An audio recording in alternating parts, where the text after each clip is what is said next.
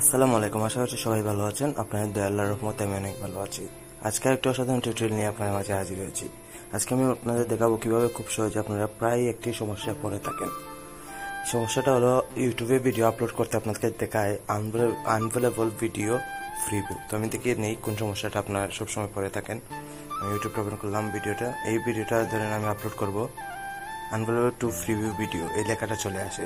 তো এটার সমাধান কিভাবে করবেন দেখে নেওয়া যাক। তো প্রথমত গ্যালারি অপশনে ক্লিক করে নেবেন।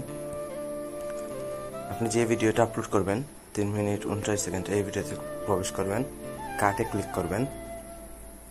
আপনি একটু কাট করে নেবেন, ওকে, সেভ করে নেবেন।